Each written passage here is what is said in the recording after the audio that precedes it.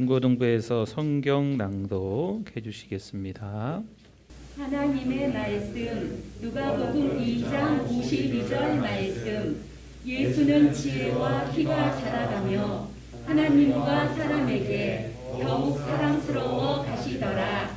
누가복음 2장 52절 말씀. 아멘. 우리 옆에 분들 먼저 한번 인사할까요? 옆에 분들, 앞뒤 분들. 네, 잘 오셨습니다.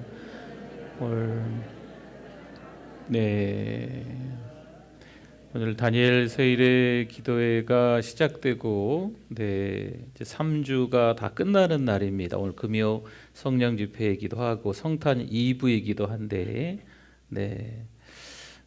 우리 또 완주하시냐고들 애쓰셨고요. 바깥에서 추운데 차량 안내하시고 안에서 또 안내하시고 방송실에서 또 뭐 특성으로 낭독으로 뭐 같이 또 3주간 또 나오는데 또 여기저기 또 이게 편찮으신 분들도 있고 막 어쨌든 뭐 힘내서 막 열심히 나오셔서 너무 감사합니다. 하늘나라 가서 큰 상 받게 되실 줄 믿습니다. 네. 머리 아픈 것도 낫고 그렇죠. 또 이렇게 얼굴에 이렇게 여기저기 또 이렇게 불편하신 분들도 어깨가 아프신 분들도 낫게 될 줄 믿습니다. 마음에 상처가 있는 분들도 치료될 줄 믿습니다. 무릎도 아프고 또 이 오장육부가 또 뭔가 이상이 있어서 또 때로는 자식 문제가 좀 있고 자식이 또 수술해서 회복되고 있는 가정도 있고 다리 수술 양쪽 다 해가지고 어떤 권사님은 병원에서 이제 낫고 있는 중이신 권사님도 계시고 다 예수님의 이름으로 회복될 줄 믿습니다. 네, 우리 다니엘 세례를 완주하면서 때로는 며칠 참석을 못하셨어도 아니면 오늘만 참석하셨어도 하나님의 은혜가 있게 될 줄 믿습니다.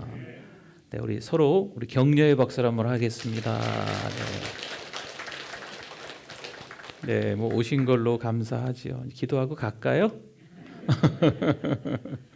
네, 감사합니다. 오늘은 이 균형에 대한 말씀인데요. 균형 잡는다고 하지 않습니까? 그러니까 신앙도 균형을 잘 잡아야 되거든요. 물론 이 첫째 주는 방향, 둘째 주는 습관, 셋째 주는 인격에 대한 말씀을 우리가 3주간 나눴는데 오늘 이 3주간의 말씀이 이게 총망라되고 다 아우러질 것 같아요. 이렇게 감싸는 오늘 말씀이 될 것 같습니다. 우리 이번에 주제가 예담3이었습니다. 좀 줄인 말이죠. 네, 좀 풀어볼까요? 예수님을 닮아가는 삶이었습니다. 그러기 위해서 우리가 이 균형을 잘 잡는 게 좀 필요합니다. 신앙생활을 균형 잡아야 되거든요. 신앙과 삶, 신앙과 생활, 믿음과 삶, 이 두 가지가 균형이 잘 잡혀야 되거든요. 믿음은 참 좋은 것 같은데 삶은 좀 엉망이다. 이러면 좀 어려운 거죠. 명절 같은 때에 맛있는 음식 많이 하시죠? 지지고 볶고 삶고 튀기고 뭐 막 하시잖아요. 그렇죠? 요즘에 보니까는 다 돼서 파는 게 있더라고요. 데펴 먹기만 하면 되고 뭐 렌즈에 돌리기만 하면 되고 아무튼 뭐 이렇게 음식을 여러 가지 이렇게 하셨는데 막상 식사 시간이 되면 음식 하셨던 분은 잘 못 드시더라고요. 그렇죠? 네. 많은 걸 장만하시고 했는데 막상 식사 시간에는 본인은 조금씩 맛을 보셔서 그러시나 냄새 때문에 그러시나 아무튼 잘 못 드시는 경우가 제가 이제 어릴 때 보니까 그러시는 경우가 있더라고요. 여러분 요즘 범람한다고 하죠. 홍수가 났어요. 홍수가 영적인 이 대체물들이 유튜브나 뭐 영상 뭐 아무튼 뭐 인터넷 들어가 보면요 워낙 놀라운 뭐 귀한 어떤 목사님의 말씀 어떤 뭐 영상들 이런 게 뭐 맘만 먹고 한번 찾아보면요 그냥 넘쳐납니다. 넘쳐나. 그렇죠? 많이 넘쳐나요. 그 넘쳐나는 것 중에 나하고 관계된 게 있을까요? 어느 때나 아무 때나 내가 거기 들어가서 예배를 드릴 수도 있고 은혜 받을 수 있다고 생각하니까요. 이 들어가지를 못하는 거죠. 그리고 한번 들어가면 진득하니 오래 앉아서 예배 현장에서 은혜를 받으면서 있는 게 너무 어려운 시대가 됐습니다. 그리고 이런 말도 해요. 이 초딩 입맛이다라는 이야기도 하거든요. 영적 초딩 입맛 이런 말도 좀 써요. 이 코로나가 오면서 부쩍 이게 이제 유튜브나 이런 게 예배 영상들이 더 짧아진 거죠. 한 2, 30분 설교 예전에 뭐 1시간도 하고 그러잖아요. 그렇죠? 설교만. 그게 이제 많이 줄었어요. 저도 좀 줄었잖아요.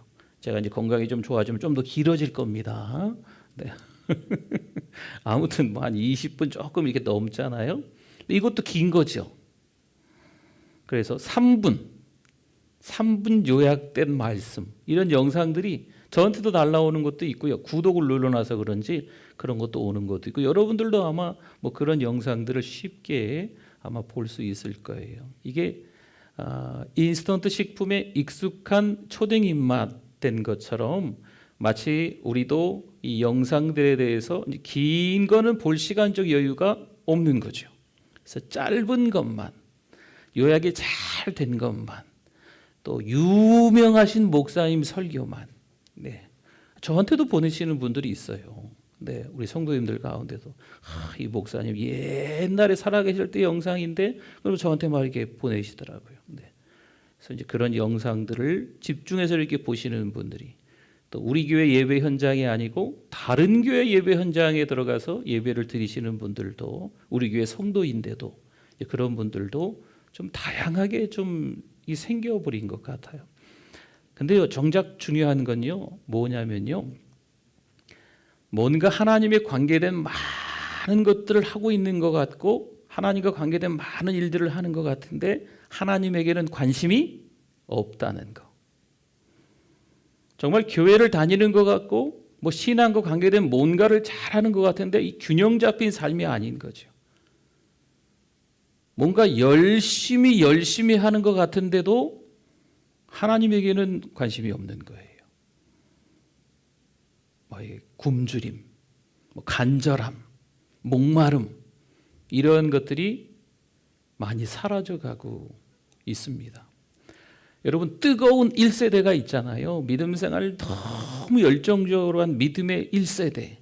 이분들의 신앙은요 감히 따라갈 수 없을 정도로 대단하거든요. 우리 가운데도 그러한 분들이 참 많으실 거예요. 근데 2세대가 문제, 2세대가. 뜨거운 1세대 안에 있는 자녀들이 어떨까요? 이 엄마 아빠가 때로는 엄마가 너무 믿음이 좋으니까요. 애들 막 강제로 교회를 끌고 오는 거죠. 너 교회 안 나오면 너 용돈 깎는다. 밥 안 준다. 아무튼 이런 온갖 협박과 함께 강제적으로 애를 데리고 오는 거죠. 그럼 아이들은요 끌려옵니다. 내가 대학만 들어가 봐. 내가 어른만 되기만 해봐. 그때만 손꼽아 기다리는 거죠. 그래서 막상 중학교 때 고등학교 때 이 엄마 아빠가 또 믿음이 좋으니까 교회 잘 따라오니까 교회에서 무슨 회장도 하고 뭐 임원도 하고 막 열심히 전도도 하고 어쩌다 보니까 뭐 그렇게 됐어요. 그러나 이게 이제 청년이 되면서 하나님과 관계없는 삶을 살아가게 되는 때로는 우리 가장 가까이 있는 우리들의 자녀가 그럴 수도 있다는 거죠. 또 어떤 경우에는요 이런 경우가 있어요. 신앙생활을 열심히 하는 1세대의 가정 안에서 식사할 때 기도하고 밥 먹잖아요. 그렇죠? 아빠도 기도하고 엄마도 기도하고 자녀들도 기도하고 이분 저분 다르게 각자 다르게 기도하고 이렇게 식사하는 거예요. 그럼 주일이 되면 다 같이 또 이렇게 교회를 잘 가지요. 네. 우리 집은 교회 가는 가정이구나.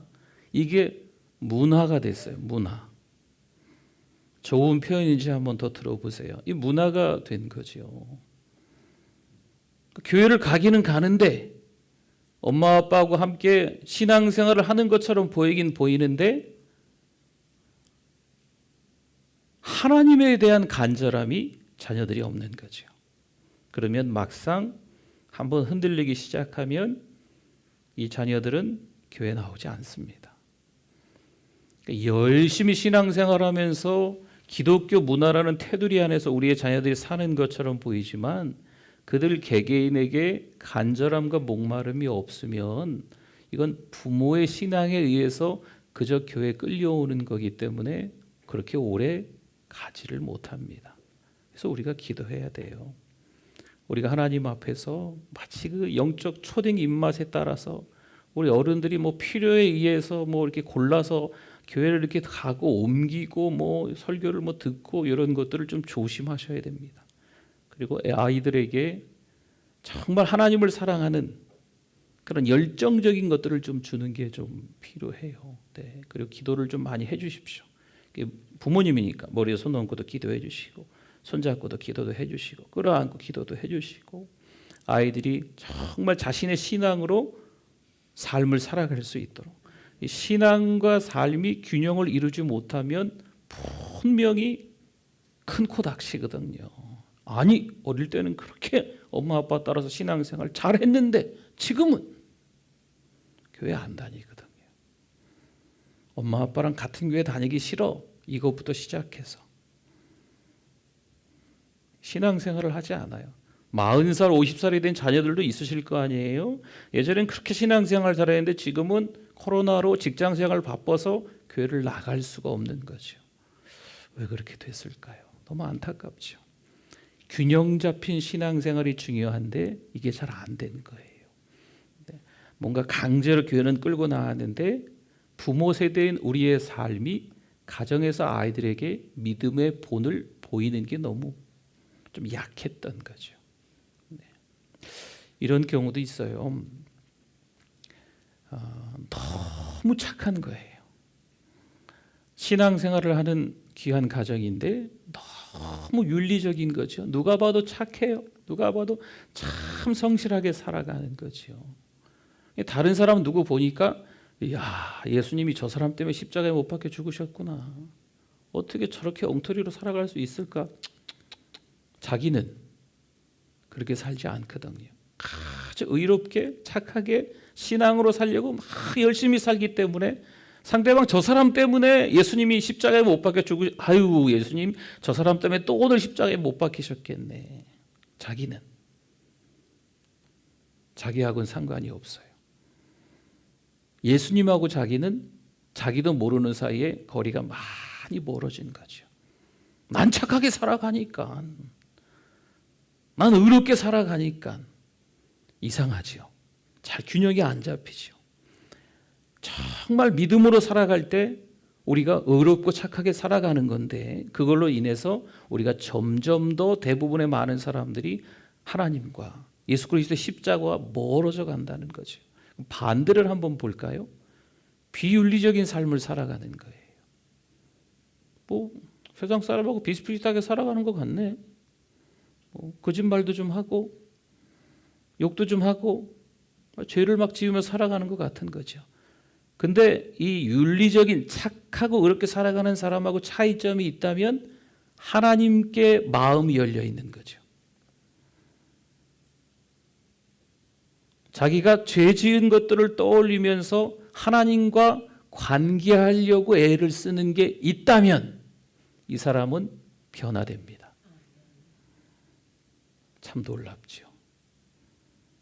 그렇게 엉터리로 살아가는 사람인데 하나님께 마음만 열려 있다면 오히려 이 사람이 더 신실한 하나님의 삶으로 살아갈 수 있다는 거예요. 여러분, 우리의 신앙을 이제 2021년이 다 지나가는 이 즈음에 점검해 봐야 됩니다. 나는 2021년도 주일에 한 번도 빠진 적이 없어. 여러분, 이게 2021년도에 내가 교회에서 나 없으면 못해. 혹시 이런저런 마음들로 인하여서 내 신앙이 오히려 더 하나님과 멀어지게 됐을 수도 있어요. 근데 반대로 그냥 뭐 살다 보니까 주일도 빼먹고 하나님 앞에 잘못도 좀 하고 거짓말도 좀 하고 막 이렇게 살아가는 거지. 그런데 하나님께 마음이 열려 있는 거예요. 하나님을 만나고 싶은 막 열정이 막 생기는 거죠. 그런 배고픔, 굶주림 같은 게 막 느껴지는 거예요. 그러면 오히려 이 사람들이 더 균형 잡힌 삶을 살 수가 있다는 거예요. 여러분, 제가 또 우리가 하나님 앞에서 이 연말에 이 마지막 주간에 더 우리의 부족된 부분을 잘 들춰내야 돼요. 주일에도 그런 말씀을 좀 드리겠지만 여러분, 우리가 죄 지은 것들이 한 해 동안 조금 있죠? 네, 있잖아요. 좀 많이 있죠? 네, 그런 것들을 잘 찾아내셔야 돼요. 나는 착하고 그렇게 살았어. 누가 아닐걸요. 네, 목사인 저는 목사니까. 여러분, 목사라는 직분이 하나님의 사람으로 만들어주지 않습니다. 교회 안에서 어떠한 타이틀이 있어서 직분이 돼서 그 사람 참 성숙된 사람이야, 절대 그렇지 않습니다. 오히려 반대일 가능성이 좀 농후해요. 목사이기 때문에, 교회에서 뭐라 불리기 때문에, 리더들이기 때문에 오히려 거들먹거릴 수도 있고, 그것으로 인해서 하나님과 더 거리가 멀어지는 거죠. 예수 그리스도 십자가와는 상관없는 자기 부인하는 삶이 아닌 거죠. 그러면 균형 잡힌 신앙생활을 하기가 어렵습니다. 제가 돌아봐야 돼요. 오늘 이 시간에 못 오신 분들이야 제가 뭐 어쩌겠어요. 오신 분들이니까 지금 잘 귀담아 들어주셔서 우리의 신앙을 점검해 보실 수 있기를 바랍니다. 하나님께서 우리를 얼마나 많이 사랑하셨는지 그 은혜를 떠올리면서 자꾸 죄를 들추어내야 돼요. 나는 죄인입니다. 나는 어떠한 죄를 졌습니다. 아내가 있는데 저기 또 딴 여자한테 관심이 있고, 남편이 있는데 저기 딴 남자한테 관심이 있고, 뭐 이상한데 막 술 마시러 다니고, 내가 교회 뭐라 불리는데 막 그런 사, 이렇게 얘기하시라는 게 아니에요. 공개적인 죄를 이렇게 발표하라는 게 아니에요. 그러나 하나님 앞에서는 자백하셔야 돼요. 하나님 앞에서 숨기지 마시고, 됐어, 하나님한테 안 들켰네, 아유, 다른 사람들도 모르네, 다행이다. 안 다행이에요. 안 다행. 그럼 불행이에요. 불행. 걸려야 돼. 걸리는 게 하나님의 사랑이에요. 걸리는 게 하나님의 용서를 경험하고 하나님의 은혜를 경험하는 거예요. 걸리는 게 부끄럽거든, 두렵거든, 자수하여 광명 찾자. 저 하나님 앞에 우리가 더 납작이 엎드려서 하나님 앞에 회개해야 돼요. 여러분, 예수님을 닮아가는 삶이라는 게 이 땅에서 정말 우리가 하고 싶은 거 마음대로 하면서 사는 삶은 죄송합니다만 그건 아닐 거예요.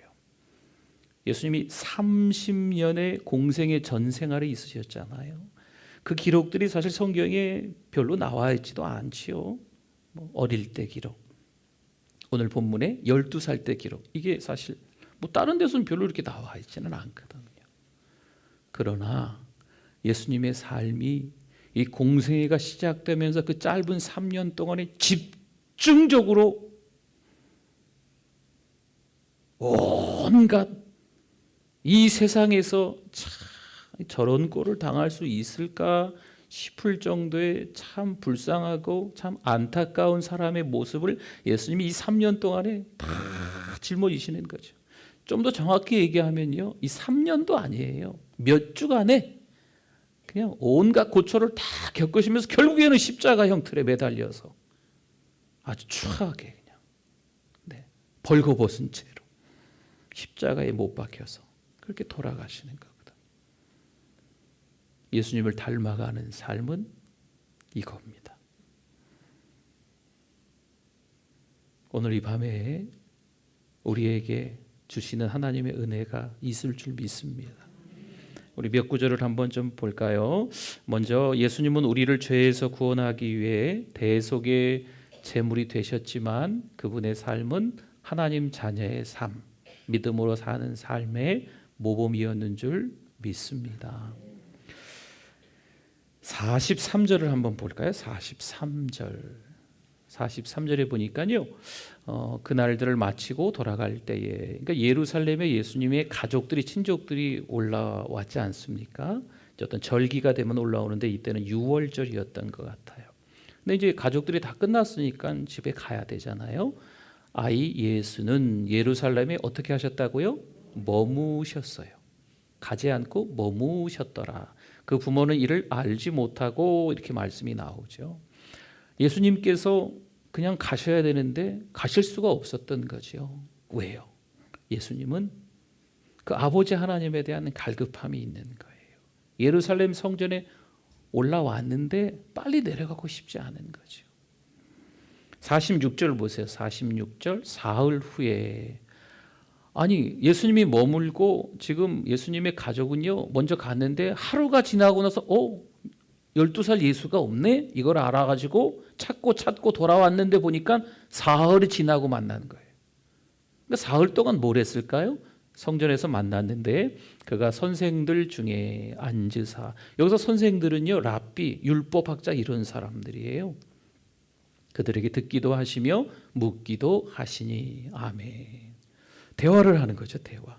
12살 예수님이 하나님에 대한 열망이 있어서 같이 그들과 함께 그들이 물어보면 대답하고 또 예수님이 묻기도 하면서 겨우 12살밖에 안 됐는데 하나님을 알고 싶은 이런 마음이, 여러분 찬양하면서 기쁨이 흘러 넘쳐야 될 줄 믿습니다. 이런 사모함들이 기도하면서 이 기도의 열기가 후끈후끈 달아올라와야 되거든요.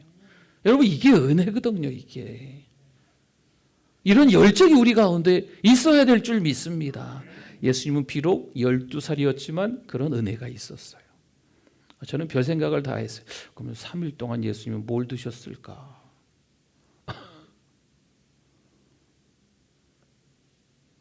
별로 생각나는 건 없더라고요. 이 먹는 게 중요한 게 아니셨을 것 같아요. 그렇죠? 여러분 뭔가 하나 집중해서 하실 때 때로는 먹는 것도 또 여러 가지 이렇게 좀 뭐 해야 될 일들도 잘 정리해서 한 가지만 집중해서 할 때가 있잖아요. 그러니까 예수님은 하나님께만 집중하고 있는 거예요. 뭔가 드시긴 했겠죠. 그렇죠? 12살이니까 화장실도 가셨겠지요. 근데 이런 건 별로 중요한 내용들이 아닌 거예요. 예수님께서 하나님에 대해서 알고 싶어하는 이 간절함들, 이 목마름이 중요한 거죠. 우리가 그 부분을 놓치지 않을 수 있기를 바랍니다. 49절 볼까요? 49절 예수께서 이르시되 어찌하여 나를 찾으셨나이까? 내가 내 아버지 집에 있어야 될 줄을 알지 못하셨나이까 하시니, 이게 어찌 보면 당연한 건데 예수님의 육신의 어머니 아버지도 알거든요. 지금 성령으로 잉태된 아들 예수님이라는 걸 알기 때문에 어찌 보면 당연한 건데 이걸 잘 모르는 거죠. 네.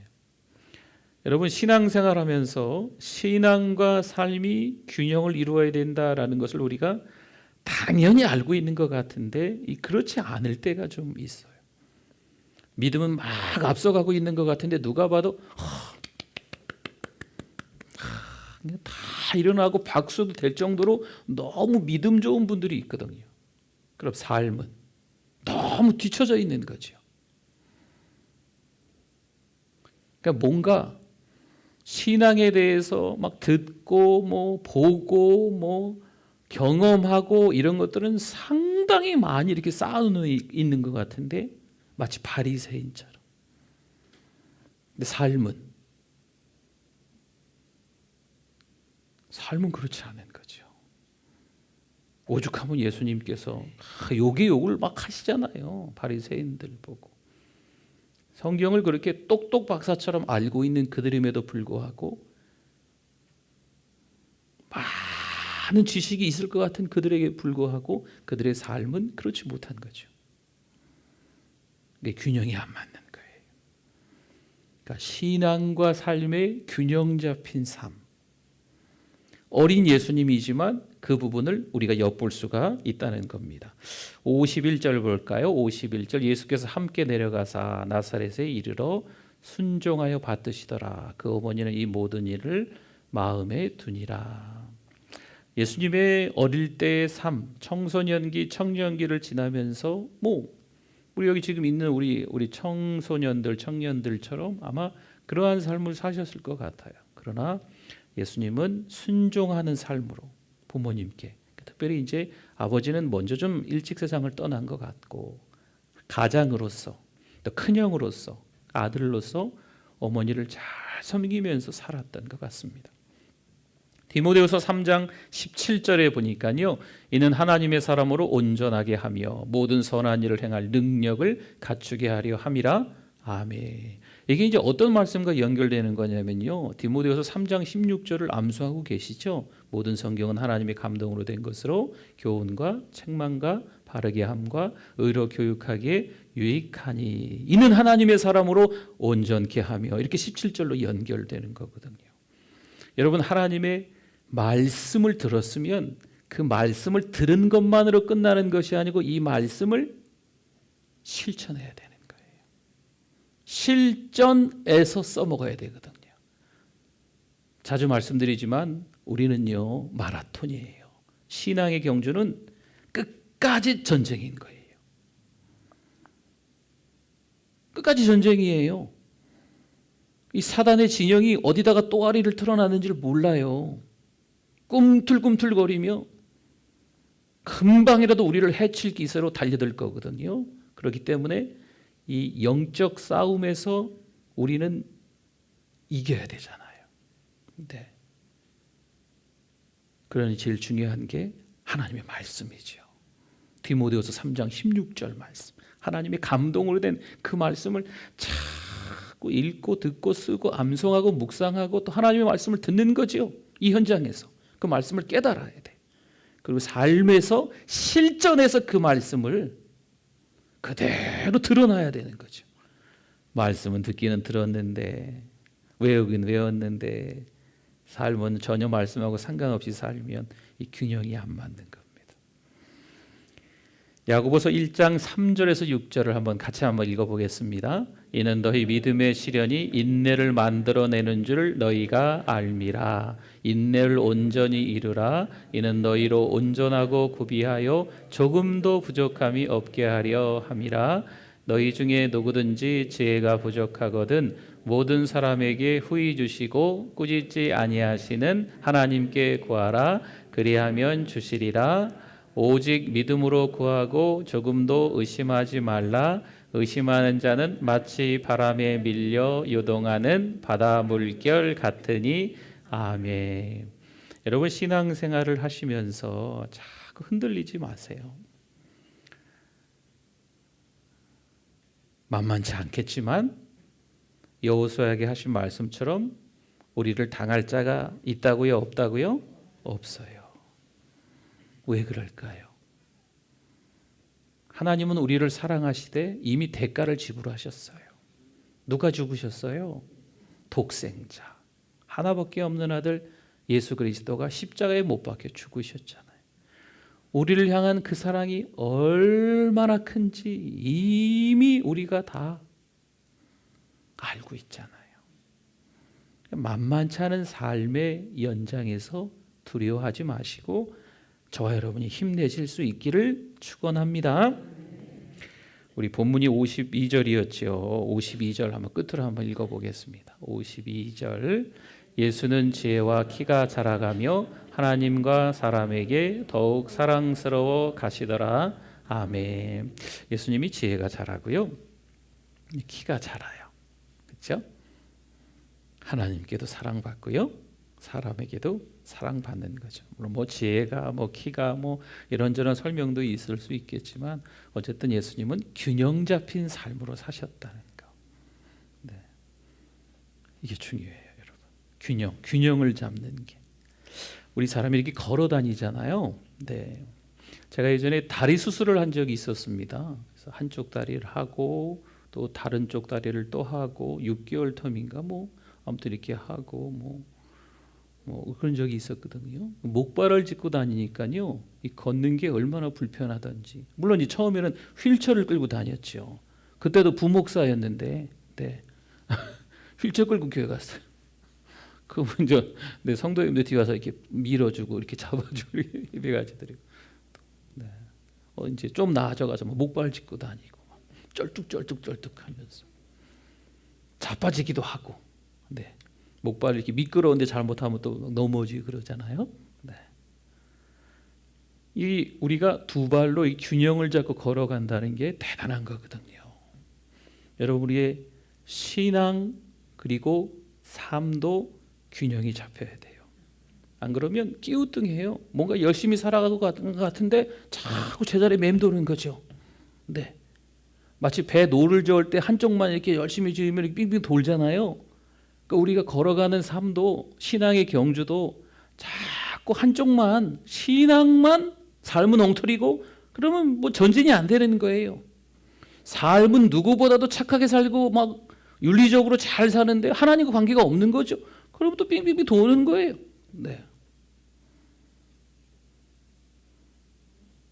오늘 이 시간 3주를 보내면서 사랑하는 우리 성도들에게 권면합니다. 예수님을 닮아가는 삶이 되실 수 있기를 축원합니다.